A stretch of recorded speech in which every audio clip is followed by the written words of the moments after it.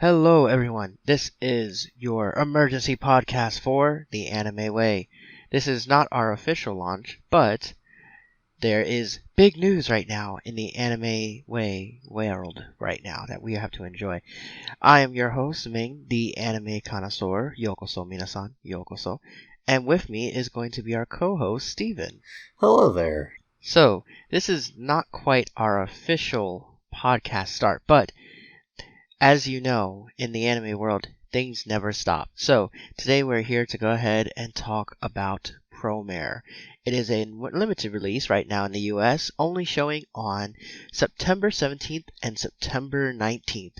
Today was their first showing in dub release, naturally, for the American audience. We are recording the day of the English release, but this episode will go up on the day of the subbed release. Yes, so all of our opinions, thoughts, and as well what we think about it are going to be based upon the dub release so far, and what we were able to enjoy. So, just to give a bit of context, Promare is the newest movie from Studio Trigger, our lovely people who have given us the greatest of anime, Gurren Lagann and Kill la Kill. So, all with that, think about what we're getting into here. Set your expectations. We are going to have 10 minutes where we talk non-spoilers, and then we'll tell everyone when the time is when please leave if you have not seen the movie. So, with that, let's get started. Let's get into it. So, Promare. Steven, what did you think of Promare? I really enjoyed it. I've been telling people already since I got home that the art and music and sound design are fantastic. They are by far the best aspects of this movie for me. However, the story from halfway through, of course we won't talk about that here in this section, kind of gets a little bit bonkers, as Gurren Lagann and from what I've been told Kill la Kill tend to do, but that doesn't outweigh the art and the music. Yeah, I feel like coming in, I said Studio Trigger, Gurren Lagann, Kill la Kill. Take that on it wears it on its sleeve. It understands what it is, and it knows we are the Studio Trigger. We have to uphold our legendary quality and what we choose as our big thing. I will agree entirely. Like, the visuals were amazing. The music, spot on. Hiroyuki Sawano, thank you for blessing us with your sound design again, because it is amazing, and your music has been just truly, it fits this so well. I will say it's a really big back to basics Studio Trigger type movie. They really nailed down exactly what you expected. Simple stories, amazing hype, great music, great visuals, and they nailed that, in my opinion. They really got the big things down that I really wanted to see out of it. Now, if you haven't seen the movie, if you didn't watch the because this will go up before the evening of the subbed time, so if you have not seen the English version by the time this video goes up, I do recommend staying for the little round table, because they do talk a little bit about like how the music blends so well with the story and the direction. It just works so well. Like, I love the music and the way it works with all the action on screen. Yeah, it was really good, and the round table kind of, I think, hit the nail on the head on what they were really focusing on. They focused on the visuals, the aspect, the art design, and their music. It really goes to show that, like, the fact that even one of them were saying the visuals put me to tears, the audio moved me to tears as well. That combination really is what's, in my opinion, selling this movie. Like, it is Studio Trigger quality, and you're getting it. You're getting exactly what you expect. So let's talk a little bit about it. Considering, if not, bare minimum, you will have to have seen the trailer to understand what we're talking about. Our main hero, Gallo. Mm-hmm. What did you think of him? What did you think of him? I liked him. I know that before you saw the movie, you were pretty dead set on comparing him to Kamina. Yes. And after we've seen the movie, I think that's a pretty good comparison. What do you think? So I'm in two minds, honestly. I was expecting Kami to be truly reborn to its fullest extent, and in a lot of ways we got the Kamina, but we also kind of got something different. We got something different in what we bargained for. I feel like with this character, he's not truly a Kamina, but he has the same spirit of a Kamina. Yeah, that's kind of what I meant. Is like he has the same drive and focus and determination as a communist. Exactly. He's pretty close. He's getting there, but it was something special to watch because it wasn't the same voice actor. If you don't know in English, who did Gallo here as Kamina. This is actually a very different one. But I will say the English voice actor did a really good job. I thought it was super fun. You could tell that it sounded like they had a ton of fun, and he was just having a blast the whole time. And really, I didn't have a problem with most of the English cast, actually. Dub was pretty good all around. Yeah, I was pretty surprised. Like the cast overall was very good. I really liked everyone. Nothing felt forced. Everything was at the level I wanted it to be for a Studio Trigger movie dub. I will say like all of the characters we have as well. If you don't know Leo, who's inside the trailer as well, he hit. I love his voice. I truly do. And in some ways, I loved Gallo, but it's like I really in the end I fell for Leo. I think I like Leo better. I like Leo better. It's a funny thing when I came in for Reborn Kamina, but I left for Leo.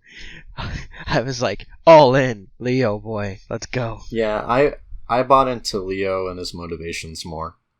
It was so much fun to watch, and it really was. It really was so cool to see both of them, just both of them. Like it truly, in my opinion, was super cool to have something like this, and both of their voice acting was on it. I loved it.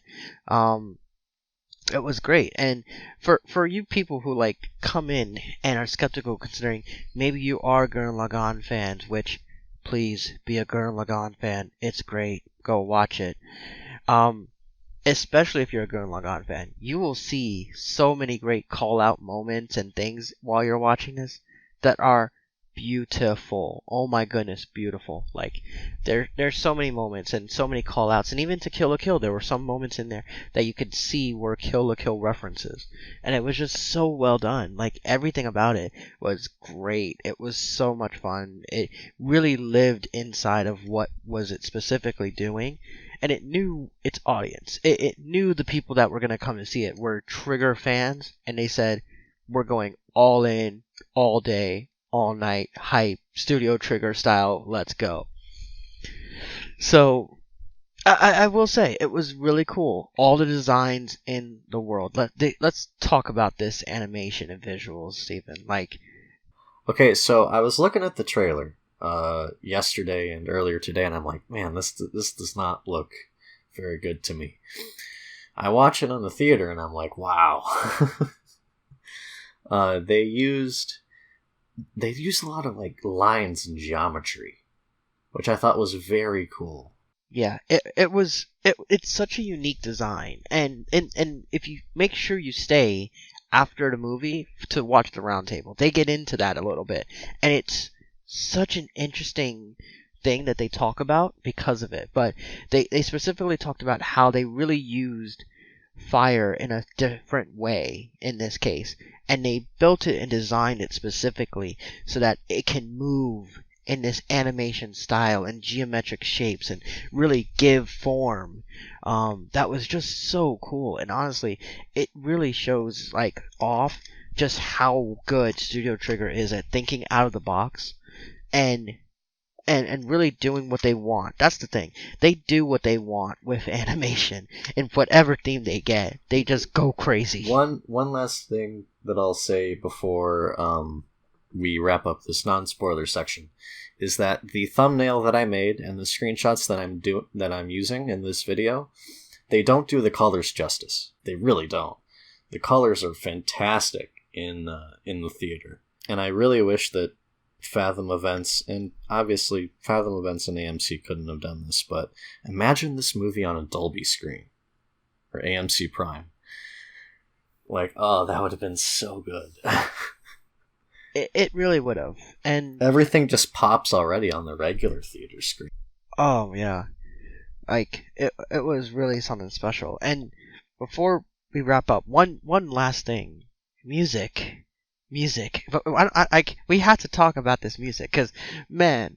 As soon as and Ming can attest to this, as soon as I was done, I said, Ming, you gotta send me these themes right now. It was so surreal. The music in this movie, oh my goodness. Like, I'm still hunting down a soundtrack right now as we speak. And I can tell you, the music in this is so, it's so good all around. Some of it's just amazingly good hype music. Some of it's just amazing swelling music. And it really shows, like, Hiroyuki Sawano, dang, you know your craft of music. Like, all of the work that you've done on Attack on Titan, and now here in this case, I'm trying to, like, limit the amount that I know from him right now. But it really goes to show he is a master of his craft for music. And even they touch on that idea that when you listen to the music, you know what it pairs up with, and you know what's about to happen, because it's amazing. And it just has this almost huger than life feeling to it that you just cannot believe until you really experience it. So, man, just, touches my heart. To cap this off, do we want to give our scores now? Yeah, how about you start, Steven? What if you had to rank this 1 to 10, 10 being masterpiece of the year, 1 being please shut this down and kill it with fire, what would you say you give it? So like I said, I think that the art and music are fantastic, as well as the sound design. Like, those are like almost 11 out of 10 for me. But the cheesy dialogue and plot, for me, in my tastes, and I understand that if you're a Gurren Lagann or Kill la Kill fan, you'll disagree with me, and that's okay. Those two aspects brought it down a little bit for me, so I would give it an 8 out of 10. Alright, fair, very fair. So, I am the Studio Trigger lover of all things, and I gotta say, I'm kind of in a loss, because my heart says give it a 9. It deserves a 9. Everything about it was amazing, and I loved every moment of it. Like, I could not, like, almost want to blink. And I agree. The part of it was the audience experience. Like, my audience blew up, and we had a blast. So, if in my heart right now it says it's a 9, in my brain it says it's an 8. Now, before I get hate for that, let me justify it. In my opinion, coming in, this is a Studio Trigger movie.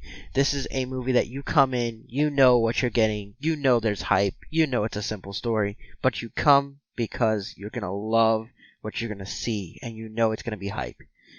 But is it the next Your Name? Is it the next A Silent Voice? Is it top tier like that? I don't know. I don't know. But I will tell you, Studio Trigger movie, A+. I love it to death. I would recommend it all day, every day, to everyone if they're into some action and just going all out. It's amazing. Oh yeah, I mean, I've seen all of Gurren Lagann except for the movies, and I have not seen any of Kill la Kill, but if you are a Trigger fan, yeah, go see this. You'll like it, at the very least. Absolutely. With that, I want to give a chance. Thank you for watching. If you haven't seen it, we're going to go ahead, get into spoilers now. I want to give everyone a chance. Thank you so much for listening. But yes, this is your chance to leave. Thank you, and please come back for more from the Anime Way. Go back to this video after you're done and comment below what your thoughts are. Yeah, please tell us what you think about the movie, and what do you think if we had this in an anime series, what would you want to see and how would you like it developed? I think that'll be really amazing to see from down below. So make sure you go ahead, comment below, like the video, and as well subscribe, considering we're going to be doing so many more of these coming up soon. Like, this is just a little taste of the Anime Way podcast in its full form later in this month. But thank you very much, and again, it's time for spoilers, everyone. So, good God. Oh man, you and I are now going to become polar opposites. All right. Before we get into that part about it, let's walk through this movie a little bit. We had an amazing opening sequence. You gotta admit it. Our opening sequence was the bomb. That initial blow up hype, the mecha that they showed off, the way that they went ahead and showed off the villains, or what were at the time we thought villains. Oh my goodness. It was amazing. And that throne moment, like, oh man. He went ahead, stood there, just like, I am the boss. Yeah, and I'm like how, like, I agree with all of his, all of his teammates, where they all just continuously throughout the film call him an idiot. And he takes it to heart near the end, which is great. I love it. Exactly. But it's like, oh my goodness, like that. There was so many good action scenes. That beginning action scene was so good. It set for me the tone of the movie, and it said, you know what, we're going here. Like all I got, in my opinion, was the Gurren Lagann feels. It's like, man, we had a Lagann moment, and then it built up and built up and built up. And originally it's like I saw their designs, I was like, oh, it's tons of Lasangans from Gurren Lagann. I was all about the hype for it. And it just continued on, and it was interesting considering it was really cool to see just how close they made Leo and Gala. Like, it was really interesting considering they were a lot more alike than I wanted to give them credit for. It was almost as if we had the Simon and I forget the Beastman's name right now from Gurren Lagann. I'm gonna do a quick search for it. Viral. It was almost as if we had Simon and Viral on that same kind of wavelength where they're both enemies because they're fighting for their own cause. But if Viral had more of a cause to back behind, which inside of part 2 of Gurren Lagann he really does, but they even fleshed it out more and gave him even more to this world. I feel like that's what I got out of this. Like, it really went ahead and it showed a close side to Leo that I didn't expect, you know? And they did his character justice. They did his character so well. I really like this story archetype where you have a main character who is very dead set on his, beliefs. And then he goes and sees what the enemy's point of view is. I think they did a very good job of that in this anime. Or anime movie, I should say. My mistake. Yeah. Like, I'm not gonna lie. It was, like, I at the beginning, I was rooting for Gallo all the way. I was like, this is hype. This is so cool. Gallo, you're the man. You're a communist right now. You're holding down the spirit. And then we heard Leo. I was like, wait a minute. Leo, what are you fighting for? And just seeing him be like, I stand by my word. I'm a man of honor here. And showing that he's fighting for not himself, but really for his people in a way. Really, it was his people. I was like, whoa, wait a minute. He hasn't done a single thing really wrong. And then you get more of it with with the captain himself, the captain of the Chill. Before we go into there, I do want to talk a little bit more about the burnish. I think at one point Leo says, like, we always leave room because we don't want to kill people. We always leave room for an escape route when we try to burn things, which I thought was a little nice touch of dialogue. And really, it's like the Burnish are outcasts when they don't mean to be. I don't necessarily buy into the old man told the police where their little society was. I don't like that little bit, but yeah, I do like the sense of community we got with the Burnish society. Yeah, and they did, in my opinion, an amazing job of really going ahead and showing off the idea of like, oh, we do have these characters who are like the next level up in terms of like they're not bad people. Like I love the idea that it was like these people have maybe done nothing, but the mutation caused by them is only the thing that went ahead and did it. There was nothing that they maybe specifically did to deserve what they got. I like that little touch, and the fact that they added that to specifically the world itself when he gets his award and you have this Barnish just pretty much cooking pizza, and yet he's getting arrested for no good reason. Because he wasn't doing anything. Yeah, it was such a nice touch just to see, wait a minute, what's really going on after getting that moment with the Barnish. Because they say that like you're gonna go to court, and I'm like, nah, that's not what's happening here. No. I gotta say, like, I fell in love with Leo and his motivation and his drive and just what he's doing. I really love that. And I gotta say, like, Gallo as a character, I love Gallo to death. Don't get me wrong. But man, he is so one-track minded and really focused on just whatever is in him that's it. It's for him, there is only one path and one straight path. And he follows that, which is great. It's amazing to see another good, strong anime character who sticks to his guns and what he believes in and doing what he feels is right. And it's good to see that kind of straight character in another anime. And in this movie especially, I think he provides that kind of going in blind, naive, but clearly passionate person. That is a part of the story archetype where you have this main character who's so dead set on his beliefs and his drive, and then he meets another character that's on the enemy side that allows him to change his perspective on the world, which I really enjoyed. Do we want to talk about the latter half of this movie? Yeah. But first, hold on. Before we get into that, Ignis X, dude.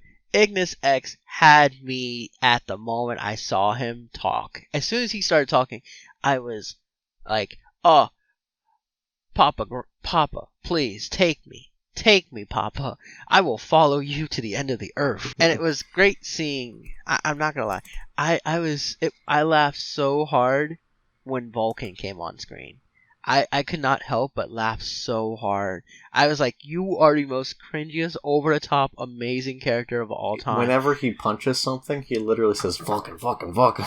It's like, oh. It's so good. It was so good. I saw everything from Kill la Kill and a bit of Gurren Lagann there, and I loved it. And, it was just so good. But, man, it was so good. But let's... Before we get into the other side of this movie, Cray Forsyth, man, what a guy! This was something I was like, this is gonna be our character, and to see him go from what, in my opinion, looked like almost a young All Might standard to go into full on, oh my goodness, is this like anti-spiral all over again? Like, oh my goodness. We had some interesting moments with this man, and I gotta say, I went in not expecting that, but as soon as I started understanding the movie, I was like, I know what's gonna happen here, and this is gonna be fun. Alright, so basically the second half of this movie starts with, the two main characters try to come together. They go in the setting. they go down the ice in the mountain, and then they come across under the ice this technology, base where a scientist from the past got killed, but he transferred his consciousness to the artificial intelligence in the building. It's like, oh, okay. It went full on amazing at that point. It was like, it's like, thank you for going ahead and going over and beyond in the most BS explanation of all time. Like, I watched it, and it was, and the one thing I love, I give them tons of credit for this, okay? Like, they knew they were gonna do it. Oh, they're completely self-aware. They knew it, and it was great that they did that moment where it was over the top, completely from left field, complete BS, and they knew it was science mumbo jumbo that they were spouting, and it was amazing considering they gave those reactions from Leo, they gave the Gallo reaction, and you could tell it's like the Gallo reaction could have been any normal person's reaction, and Leo's is like, yes, I see. He just falls asleep like. Exactly. It's I gotta give him credit. Like that. Like, even though that moment was in standard Trigger fashion, out from left field, completely ridiculous, sweep you under the rug, kind of BS that they normally do, I loved it. And they try to explain that, like, the fire that Leo and them have are actually a race called Promare. And they're from an alternate dimension? Yeah, they're from an alternate dimension that have gone ahead and like compacted on top of ours, and now because of this whole thing, the space-time is being affected, and that's why they have this ability, and that's where the burnish come from. No, that was so stupid. I was like, this is over the top stupid, and I love it, and it was so good. It was so good, but I gotta give them credit. They knew it was stupid, and if you know, the doctor's name is Deus Promis, and that is too funny. We shouldn't linger on this for too much longer, but I loved how stupid it was. I loved that twist, and I thought it was amazing because of kind of one of those people that like doesn't like the absurdity. But Ming is the complete opposite of that. He loves the absurdity of it. I was absorbed in every minute of it. And to make it better, go one step beyond Studio Trigger. The Deus Machina. The Deus Machina. My entire theater was just like a collective why. It was perfect. It was perfect. I couldn't stop going ahead and praising and laughing and enjoying this. And then, of course, in Gallo fashion, I can't get behind this. It's not my style. And what do we get? A Gurren Lagann moment. The Leo Gallo.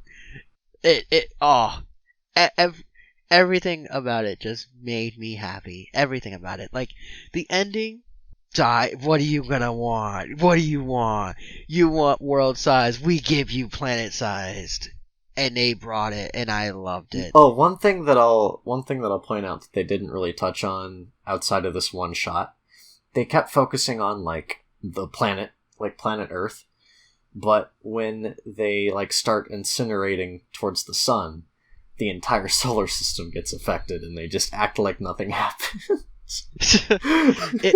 It was a full solar system incineration, Steven.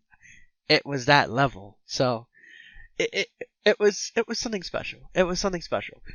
I know it's not going to happen, but I kind of do want to see a sequel. Oh, so here's the funny thing. I'd be all up for a sequel, but truthfully, I kind of want this movie to be fleshed out in an anime series.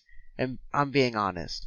Like, I feel like, in a lot of ways, this was our Gurren Hen and Lagann Hen of Gurren Lagann, where we got the movie. If you watch the show's really well detailed. It has a lot of time where you pay time with all the characters. But the movies were almost like a huge condensing of the whole show, where they took the best parts of all the action. They took some of the character development that was really like, what they felt the most important, and they spruced up the animation a little bit.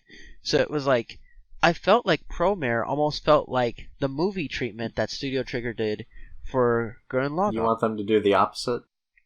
I want them to reverse it. I want them to make a full series out of this and just blow me away. I don't know what they're doing now. I mean, they just finished this, and they just finished Shantae 5. They did a whole bunch of CG, or not CG, but like animated cutscenes for Shantae 5, so I wonder what they'll do next. Yeah, it's a special thing when this is what's going on. Like, they're supposedly doing another brand new piece of work, in an anime, but we, again, just don't really know too much about it. The last thing they did was Quadruple S Gridman, which Tokusatsu, hey, shout outs to you, I love you to death. Oh, so it was something special. It was something special to get this. I'd love for this to become an anime, though. Because you want more of this. I absolutely. And I do as well. I just want them to, and I know they're not gonna, but I kind of want them to dial down on the absurdity just a little bit. Oh, don't mention never the watched Studio Trigger. I mean, I already have. Don't dip into the whole interdimensional garbage. That was so stupid. Oh my god. But I loved it. I loved every minute of it. I will say, I truly hope if you're listening to this that you enjoyed this on some level. Let's give final thoughts, Steven. What's some final thoughts? Like, how about this? What was for you the standout moment of the movie? I just like seeing Gallo's perspective over the course of like the second act, where he just comes into contact with this society, especially in the cave. I think that was one of my favorite scenes in the, like, slower, more character-based scene, but I did enjoy it. Okay, I respect that. As far as the action, I like the second act battle. I think the first act battle lost weight because we don't know these characters. We don't know who they are yet.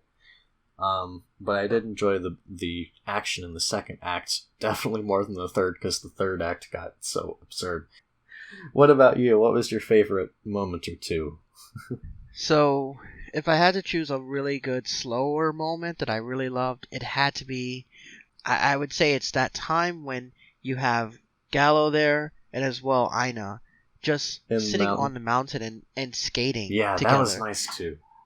Like, that gave me so much good feels for Gallo, and really, like, to show off his character and who Aina is and how much respect he has for her.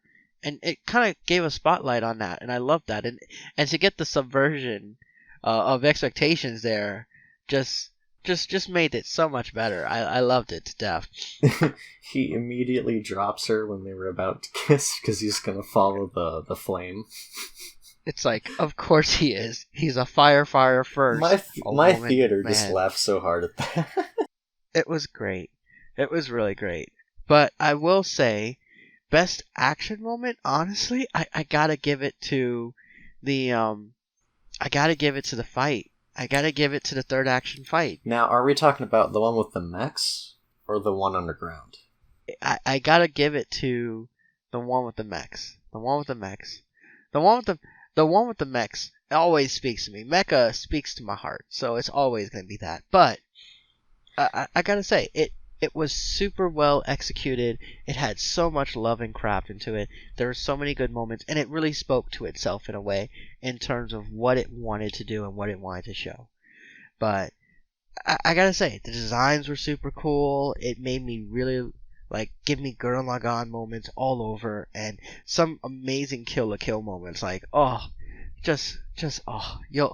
it's great. It was great to see. I swear, I thought we had Gorillamon back again as as Cray when he was absolutely losing his mind, and I loved it. I absolutely loved it.